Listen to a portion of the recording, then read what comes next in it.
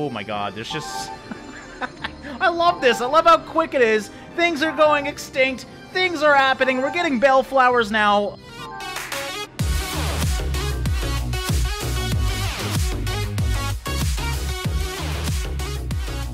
What's going on, guys? Dragast here, and welcome back to another episode of Birthdays the Beginning. So, in the first episode, we built, well, this very, I'm gonna be honest, ugly world right now. It's slowly making its way into being a nice world, though. We started with a normal-sized world, which is actually a little large for me, but I'm gonna stick with it. I'm gonna try and make this a populated world, and we'll see how good we can do. So, in the first episode, we made a lot of different plant species. You can see most of those over here. And we have one little jellyfish down by the river over here, so that was our first animal. And that's really all we did in the first episode. Obviously, we made a river and a beautiful pyramid over there. Today, I'm going to try and form the land a little more. Hopefully, over time, you know, the plants and everything will grow as well. Now that we got some land-based plants here, I'm excited to see what happens when we do fast-forward time a little bit. But before we do that, I don't know if we've done orb of mutation on this little jellyfish over here, but I'm going to do it just in case, because obviously I think it'd be really cool to see what he would evolve into, or sorry, a seed of mutation. So we'll do that real quick, and I totally missed him. There we go. We'll do that, and hopefully he will mutate into something else, but yeah, that's our first animal-based species, so that was really good. Aside from that, I don't really need to do anything else right now, so let's speed up time, and then we're going to actually start working on the land here. I just want to see if we can get anything new born really quickly here. There we go. We got a new plant right there. Calamnopertus. Hopefully I said that anywhere near right. Let's just go through the time a little bit. Oh, and it just went extinct. Okay, so clearly it wasn't the perfect place for that. We got Cyclomedusa. We got a new guy, Medusa. You can see how quickly the game's going to happen now. Now that we actually have, you know, the seeds of life formed, there's going to be a lot going on now. So we'll just let this go for a little bit longer. And I think that should be good. Let's go back in and start building an actual, you know, ocean, river. This is a river right here. I know it's not very pretty looking, but it's going to be a river soon. Alright, so I'm not exactly sure where the new life forms are. I'm assuming they're in here somewhere. Now, I might be regretting this, but I'm going to dig this out a little bit because we obviously need to go deeper. The deeper, the better. We get some weird creatures down here, I'm assuming. And we do want it to be a deep ocean, and then slowly it will obviously rise up to some shallows as well. So just down here, we're just going to make this, you know, a little deeper. You can see it's considered sea now. We should have a bunch of those. Yeah, we have small recovery leaves. Those are going to help us out doing this, so we'll do that real quick. Do that again, and we'll just do some digging right now. All right, and as you can see, as I am doing this, it does increase the temperature of my world, which is going to be very good. Generally, you want a hotter planet when you are making life, at least from what I understand anyways, which is probably very little. But yeah, we're just going to dig this down. It's not going to be a pretty bottom of the ocean, but we will flatten that out later on. What I need to focus on now that we made it a little bit deeper, I'm happy with that, is just building this river. We need to have a river. I want to make a river go all the way to the mountains in the back. Obviously, the mountain's very small in the back as well, so we will focus on improving that as well. Let's pick up some of these things real quick so we get some more things we can use, and then we're going to speed up time and see what else we can make. Alright, and what we're going to do, we're going to spread this river out. I know it's not looking too pretty right now, but I'm going to make this look much more presentable. But yeah, basically I want this little pyramid to be a little island of its own, and hopefully the inhabitants of that world will be a little bit different than the rest of this place. As you can see, as I am, you know, expanding out this river here, the temperature is getting higher and higher, which is really good. Alright, we're going to use some of these higher recovery leaves just because it's going to be faster for me to actually build this a little bit. And again, I'm not going to have a perfectly flat floor. I like the idea of having, you know, just randomness. I mean, it is nature after all, so I think it should be a little bit random. And it might not be perfect for, you know, supporting life, but I think it's going to look realistic once the flora does attach to this ground here, which we're still waiting for, by the way. You know, it's not just going to be gray this whole time. Once we do get some ground flora, it is going to probably look very nice. Alright, so I have expanded out the makeshift ocean, at least for right now, quite drastically. It's all the way across the map now, as you can see, so I'm hoping this is going to warm up the planet quite a bit. You can see at the top, it's supposed to go to 37 degrees Celsius. At least I think that's what that means. So obviously that's exciting. We do got a lot of plant life over here. You can see the ground is turning green as well from the moss. So hopefully that can spread out now that there's more room. And we got a very, very big ocean now. I gotta work on the mountains later on, but I think that's good enough for right now. So let's speed up time again. There's gonna be a lot of speeding up time right now because we're just waiting for things to basically grow. But that's looking a little better now. It actually kind of looks like, you know, it's an ocean going into land with some rivers and whatnot as well. So once we get the mountains there, I think it's gonna look really nice. So let's fast forward time. Let's really fast forward time. And things are popping up everywhere, as you can see, which is good. Most things are going up.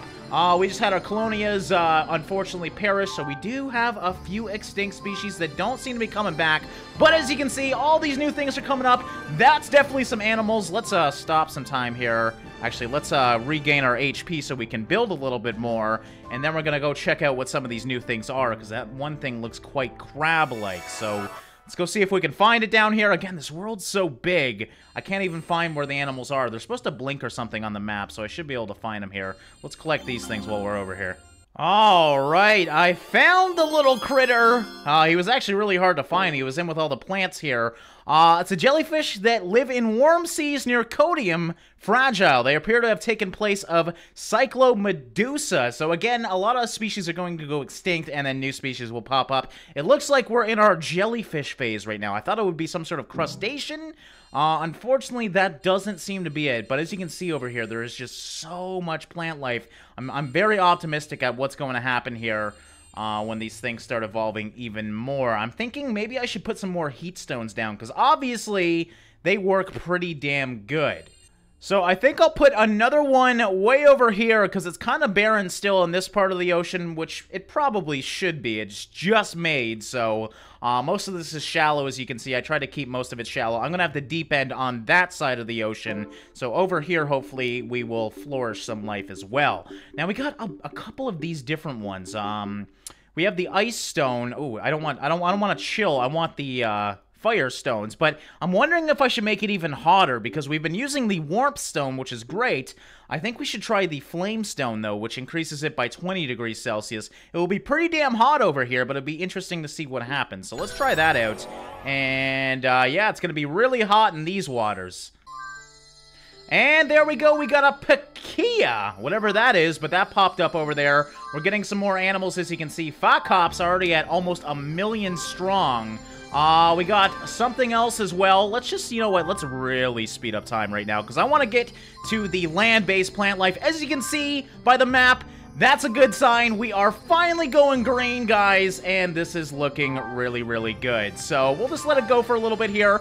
We are almost 2 million cube years strong, so yeah, we've been here for a while, and it's looking like life is finally liking this planet, and it's kind of looking like an island now, just like I wanted. So that's really cool, and there's lots of shit going on, so you know what, let's pause time and go check out some of this stuff. I mean, even that little, there's a little pond I made to the right that I didn't really show you guys. Even that is doing successfully, so wow, look at the difference only a few million years makes. Oh, we got trees, guys. Oh, this is so cool. Okay, so we obviously got some sort of palm tree here. I guess we could ID all of this, and we may as well so we can level up our dudes. So let's grab these little shrubs. I mean, we're gonna have to capture a lot of things right now since so many things just were made. A Rhynia plant, native to warm temperatures. It evolved from, oh my god, I'm not gonna be able to pronounce half of these, as it spread throughout the various regions. Okay, so, oh, and there we go. Speak of the devil, we got the level up. That gives us more HP to obviously build with, and we get a bigger thing to build with, so we might be able to do a lot this episode. Let's see what this thing is. Obviously, it's a tree. I know that much at least, but let's see what else it is. Huge trees that grow in wet earth in warm climates. Differentiated from... oh, fuck it. I don't even care. I'm not even gonna try and say it. But yes, we got some sort of plant. Let's go look for some animals, though, because as you can see on the map, there's a lot of purple and whatnot dots. I guess land-based plants mean purple dots, maybe? It's looking like that's the case. Seems like most red dots are animals, though. So we'll go to the really hot part and see what that's all about. Because I do see some red dots down here where we put that flame stone, and those are probably going to be some pretty interesting animals. So, Let's see if we can see anything in here. It's actually looking pretty barren. I see something in that little crack, so let's see what this guy is. It might be a creature. I can't even tell. Let's find out. Yep, there we go. A trilobite, native to high-temperature shallows as it scuttles along the ocean floor and lives among Colonia. Alright, so that is our first crustacean that I could find. Looks like we got another one here, probably the same little dude. Yes, I can't ID him. So that's pretty cool, though. We're actually getting some animal life finally, though. So let's actually, how much? I got 600 HP, so I'm going to go start building that mountain. I think we ID'd most of the new creatures. Obviously, there's a lot on the map, though. There's some blinking things down by the river. I think we'll go check. Oh, I think we got, what? Is this a worm? I'm seeing something weird. Okay. Yep, not saying that name either. That lives in Elthria in very hot waters. So this is number 8. Rarity is rather non-rare, but that is another creature, and that one at least has fins, so that's a good sign that we might get some land-based creatures soon, and they seem to be all around here as well, as you can see. So yeah, working very good over here. Alright, well, we got lots of creatures to ID. All these things are still flickering, and I can't really ID them. So there must be something in the water that I haven't ID'd. I don't know. There's a lot of dots on the map, though. So we'll obviously check all those out, make sure I got everything, so we do level up. Because leveling up is extremely important in this game. But I want to get back to building this mountain, because it's looking very, very sad compared to the rest of this world. I want to actually try something as well. If I increase land, does... Oh, the river doesn't follow. Okay, let's... Oh, it's gone, man. It's gone. Okay, so we're good. Thankfully, we have another river stone in here, so it's no big deal, and it seems like the rest of the river did stay, so that's cool that we still have the river, but I do need to make this mountain bigger. So, yeah, I guess we kind of broke that river. Totally fine, though. Let's expand this out a little bit and actually start building a serious mountain here. Alright, this mountain has dropped the temperature of the earth quite drastically, so this might be a huge mistake because a lot of these creatures are not going to like this earth anymore. But I really wanted a big mountain in the back that has rivers going through it and everything, and I think this is kind of the perfect style. We're going to have a lot of open area, too, because obviously we're going to have dinosaurs. There's going to be very large, so you generally want some open area with that. I have no idea how this looks, by the way. I just kind of went for it, and let's see how it looks from the distance. That looks really good. I like that. That's so cool. So we got a pyramid. We got a pretty freaking crazy mountain now. And now I just got to dig the deep ocean out because I do want to do that as well. And just kind of make the rivers go throughout the land a little bit more. Aside from that, though, I'm actually really happy with this landscape. This is exactly what I envisioned. Just a few islands and, you know, a very big land with some mountains as well. So, with that being said, let's speed up time, and I'm a little scared because some things might die here, other things might flourish. It's looking like, actually, everything's just fine. So we're going to really boost time now, and we'll see what happens. We're getting ferns now. That's a good sign. I mean, look at how crazy this is going now. This is...